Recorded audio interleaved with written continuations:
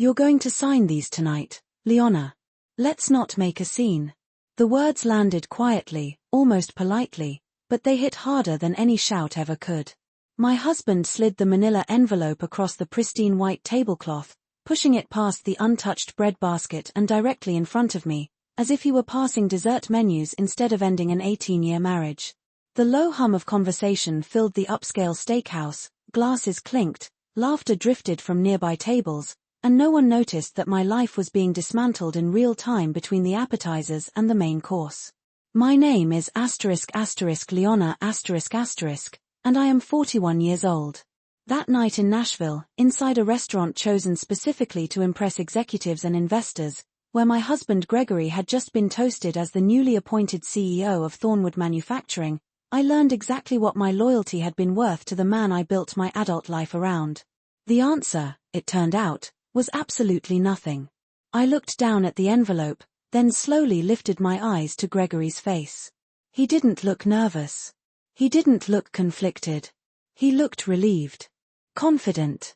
Like a man checking an unpleasant task off his list before dessert arrived. Across from us, his parents sat quietly, their body language rehearsed, composed, prepared. His mother Diane wore her pearls like armor and offered me a tight smile that never reached her eyes. His father Walter stared into his wineglass as if it contained something deeply fascinating, avoiding my gaze entirely. Neither of them seemed surprised. That realization sank in immediately and burned worse than the papers themselves. This had been planned. Coordinated. Discussed in rooms I had not been invited into. I was the only one at the table who hadn't known tonight was coming. The company's entering a new phase, Gregory continued calmly, adjusting his silk tie as if he were mid-presentation to the board. I need to project a certain image now. You understand how these things work. I did understand. Far more than he realized. I understood that the woman he had been appearing beside at the office lately, the one he thought I hadn't noticed, was younger, blonder, and far more camera-friendly for the magazine profiles he was already envisioning. I understood that 18 years of managing his schedule, calming his volatile temper before board meetings, rewriting his financial forecasts when his math didn't hold up, and quietly abandoning my own career as a financial consultant to support his rise meant nothing once I no longer fit his brand. But I also understood something Gregory had forgotten entirely. I understood exactly how much of Thornwood Manufacturing existed because of me. I understood how many contracts carried my signature, how many restructuring decisions had been made jointly in those early years when the company was bleeding money and the lawyers insisted that nothing moved forward without my approval. I understood how many nights I had spent salvaging deals he would have destroyed with his ego alone. You want me to sign divorce papers, I said slowly, carefully, at your promotion dinner. My voice stayed level. Controlled. Just loud enough. In front of your parents. Gregory's jaw tightened. Keep your voice down, he hissed under his breath. I picked up the envelope. I opened it. And I read. The terms were insulting in their arrogance. He was offering me the house, conveniently ignoring the fact that it still carried a mortgage largely paid from my personal savings. The settlement would barely cover 2 years of modest living. In exchange, I was expected to disappear quietly from everything we had built together, including assets he clearly assumed I didn't know existed. There's a pen inside, Diane said smoothly, leaning forward slightly. We thought it would be easier if you just signed tonight and spared everyone unnecessary discomfort. I looked at her. This was the woman who had eaten Thanksgiving dinners at my table. For 18 straight years. The woman I had sat beside in hospital rooms when Gregory was too busy chasing quarterly numbers to show up. The woman whose birthdays I never forgot, whose preferences I memorized, whose family traditions I respected even when they excluded me. Thank you, Diane, I said softly. And I meant it. She had just revealed exactly who she had always been. I found the pen. And I signed. Every page. Slowly. Neatly. Methodically. Gregory watched the entire time, relief washing over his face so visibly it was almost embarrassing. His shoulders relaxed. His posture shifted. Walter finally lifted his eyes from his wine, tension dissolving from the table as though this were some successful negotiation rather than a calculated execution. When I finished, I stacked the papers carefully and slid them back across the table. Then I leaned forward, close enough that only Gregory could hear me. And I whispered 7 words. "This is going to cost you more than you think." He laughed. Actually laughed. "Leona, please," he said dismissively. "You never had a head for business. That's why I handled the important things." I smiled. I picked up my purse. And I walked out of that restaurant without looking back once. The valet brought my car around quickly.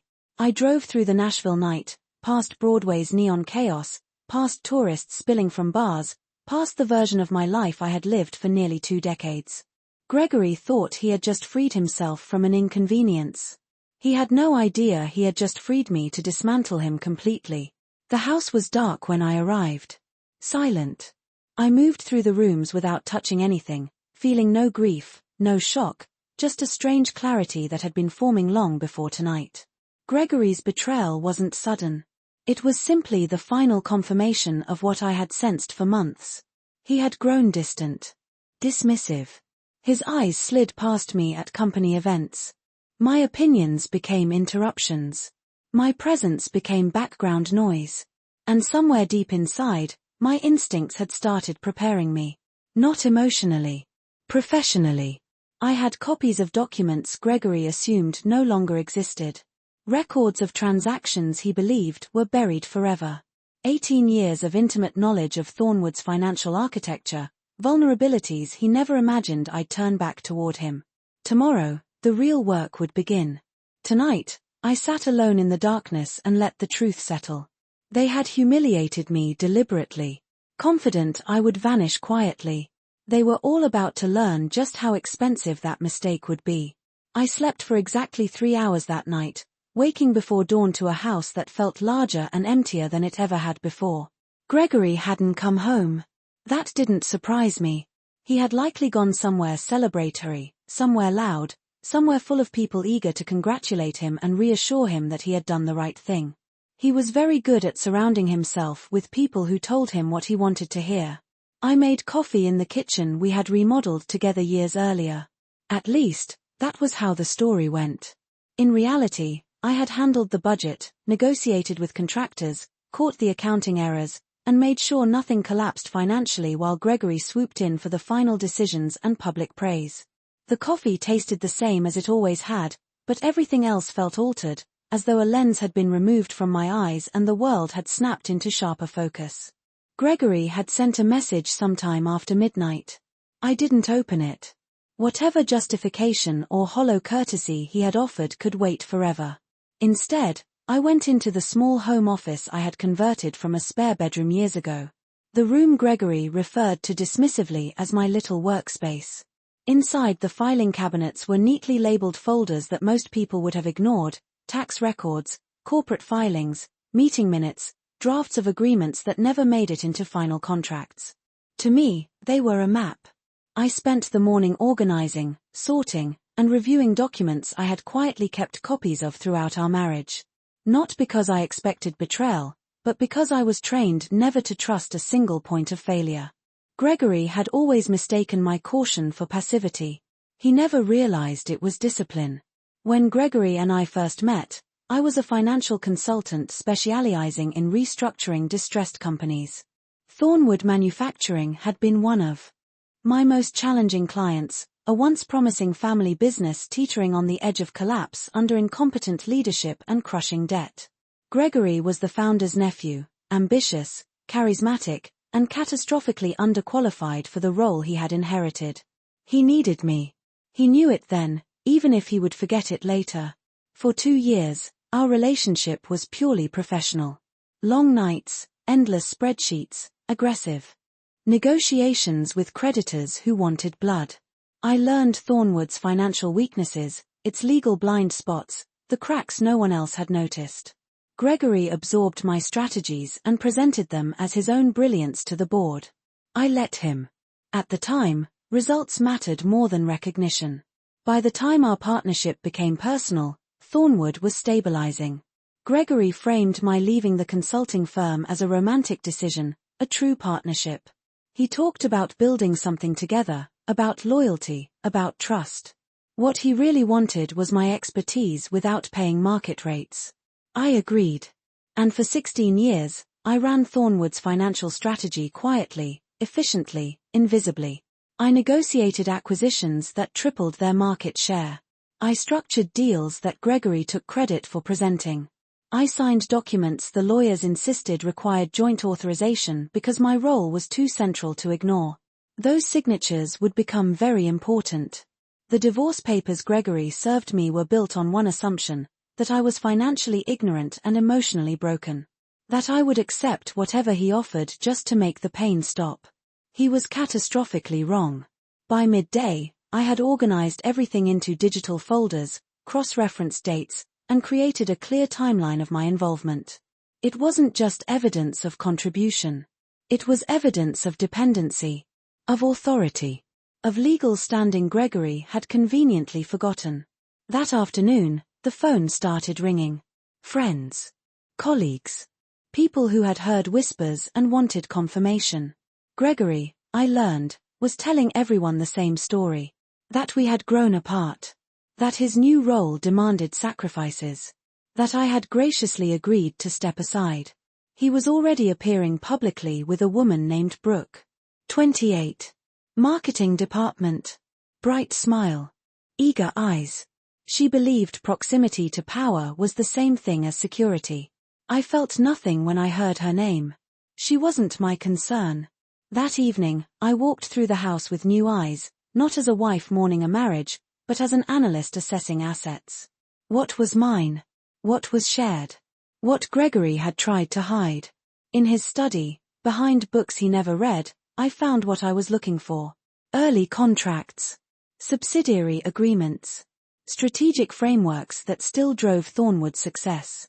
I photographed everything. Then I made the call I had prepared for months.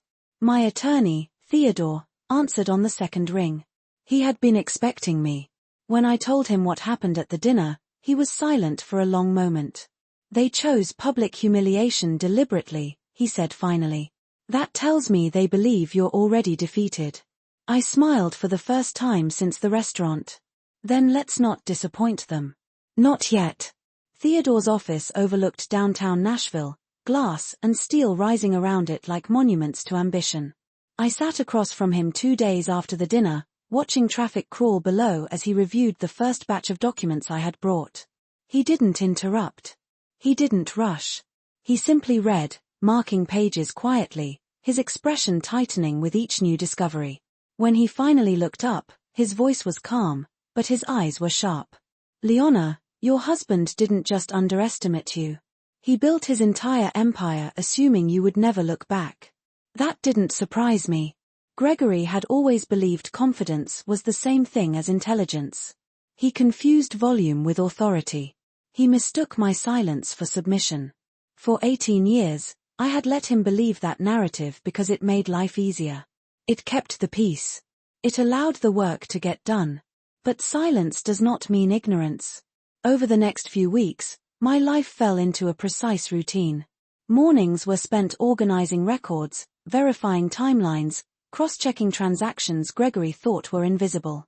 Afternoons were for meetings with Theodore and the forensic accounting firm he brought in quietly, specialists who knew how to read between numbers and uncover what had been deliberately buried.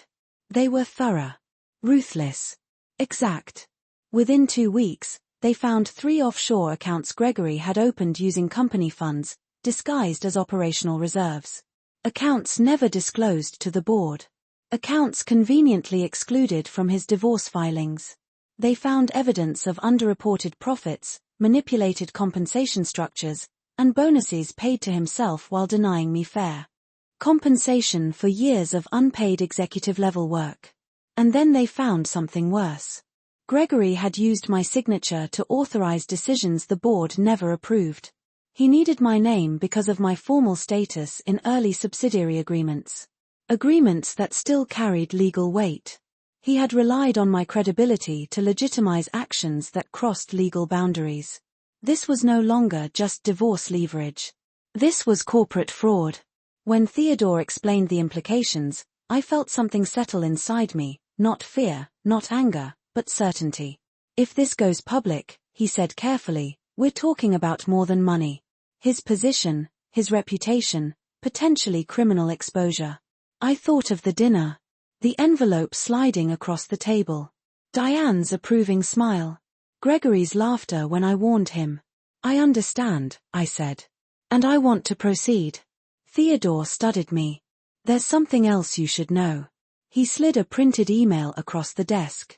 Gregory's correspondence with his lawyer. Dated weeks before the dinner. They discussed timing. Strategy. Psychological pressure. They chose that night because they believed public humiliation would shock me into compliance.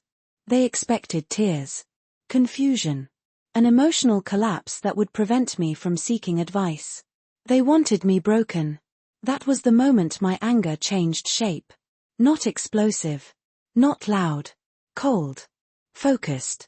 I don't want to rush this, I said. I want timing. Precision. I want him comfortable. Theodore raised an eyebrow. You want him confident, he said slowly. I want him exactly where I was at that table, I replied. Certain the moment belongs to him. Gregory, meanwhile, moved forward as if the world were applauding him. Interviews. Conferences. Panels. Photos with Brooke, glowing with borrowed importance. He moved into a luxury apartment downtown and began erasing me from his narrative completely. And I let him. I answered no calls. Responded to no messages. Communication went through attorneys only. Silence became my greatest asset. He mistook it for defeat. 2 months after the dinner, Gregory finally reached out himself. Leona, he said, forcing warmth into his voice. Can we meet for coffee? Just to clear the air. I almost laughed. I don't think that's necessary, I replied calmly. I've heard things, he continued. That you're asking questions. Looking into company records. I just want to make sure you're not doing anything you'll regret. There it was. The crack in his confidence. I'm just tidying up shared finances, I said sweetly. You taught me how important that is. Silence. Then, sharper, whatever you think you're doing won't work. I have excellent lawyers. You can't hurt me. I smiled, even though he couldn't see it. I'm not trying to hurt you, Gregory. I'm protecting my interests. He hung up. 2 days later, he hired additional legal counsel. Corporate defense specialists. Asset protection firms. He didn't know what was coming, only that something was wrong. I let him panic. By the 3rd month, the evidence was overwhelming. Messages where Gregory joked about me being his rubber stamp. Emails admitting he knew certain approvals were unauthorized. Proof he believed my loyalty made him untouchable. Reading those messages didn't hurt. It clarified. As the 4th month approached, everything aligned. Theodore coordinated with receptive board members. The forensic accountants prepared a presentation so airtight it could collapse a career in minutes. The divorce court scheduled a hearing that would intersect perfectly. Gregory, unaware, gave another glowing interview about his leadership. He even sent me a thank you note for how civil the divorce had been. I kept it. The morning everything was set to detonate, I dressed carefully. Calm. Controlled. Professional.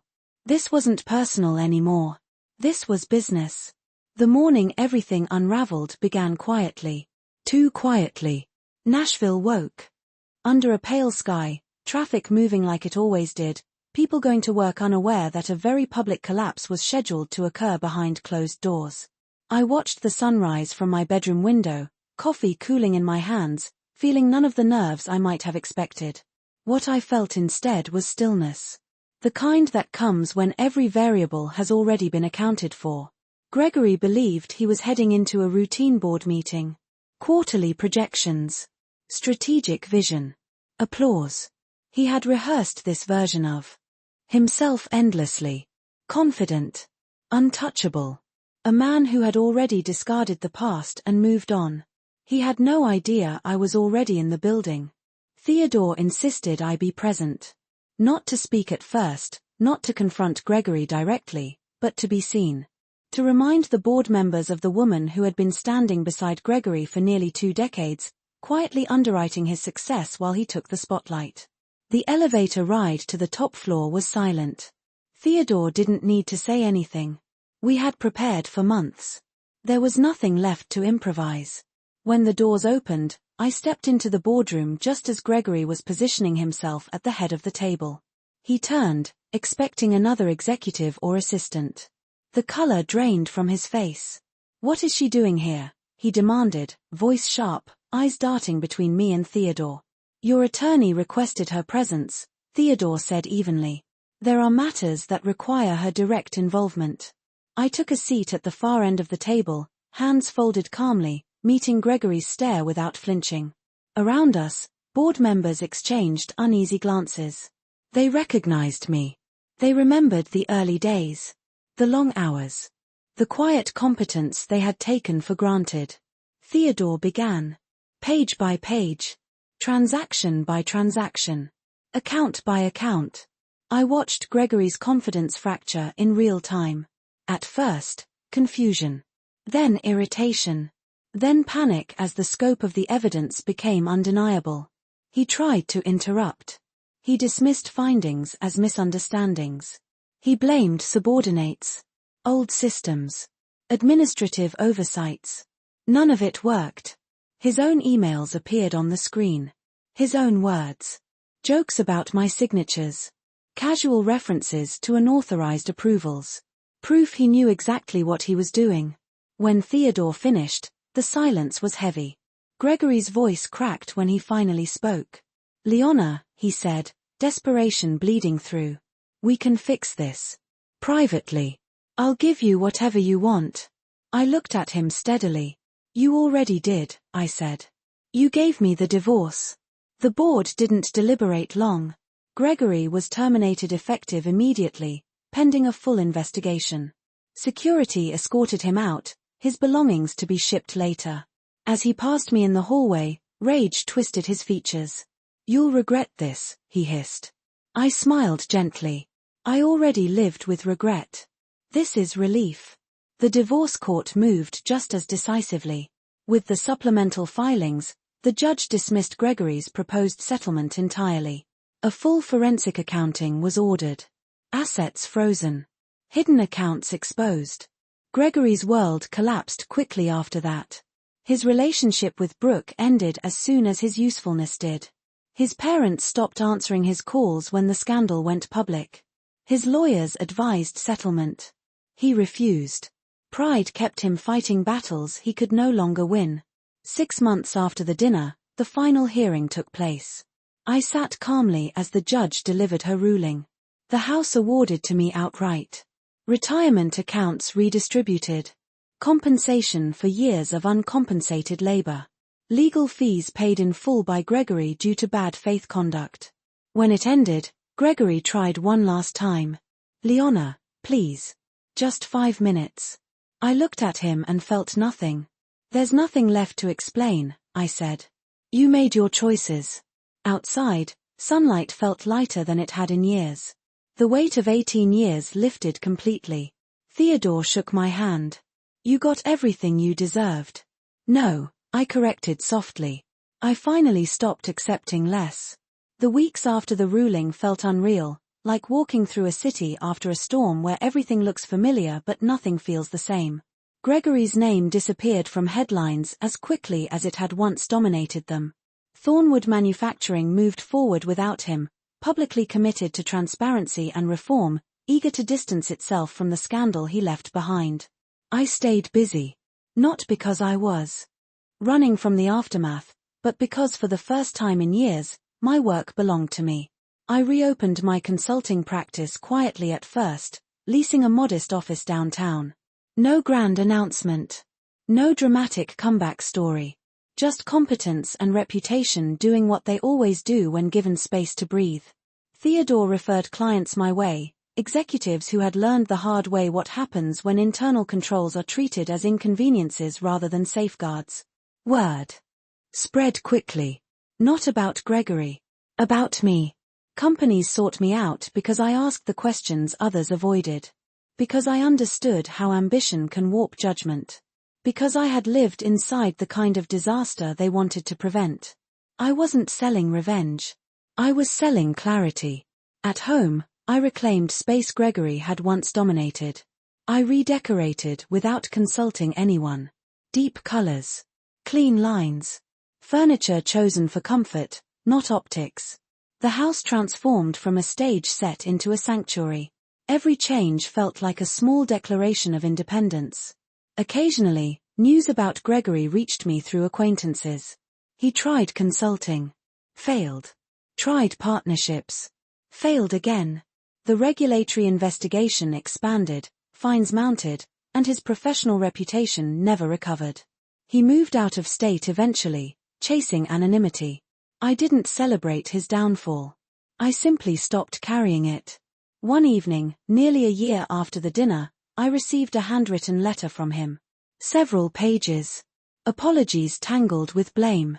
Claims of misunderstanding. Regret wrapped in self-pity. I read it once, then burned it in the fireplace without responding. Some things don't deserve a reply. I focused instead on building something new. Mentoring younger consultants. Teaching them what I had learned too late, that loyalty without boundaries is exploitation, that silence can be mistaken for consent, that competence does not protect you unless you protect it yourself. At night, I sometimes thought about the woman I had been at that restaurant table. The one who signed papers calmly while everyone else assumed she was finished. I didn't pity her. I respected her. She had understood something in that moment that would change everything. This wasn't the end. It was the beginning. Time did what it always does. It settled things. 2 years after that dinner, Gregory's name no longer carried weight in Nashville. It carried warnings. His story became something people referenced in hushed tones during board meetings, an example of what happens when arrogance replaces accountability and when ambition outruns integrity. He was no longer the man people wanted to follow. He was the man people quietly studied so they wouldn't repeat his mistakes. I became something else entirely. My consulting firm expanded steadily, not fueled by scandal but by results.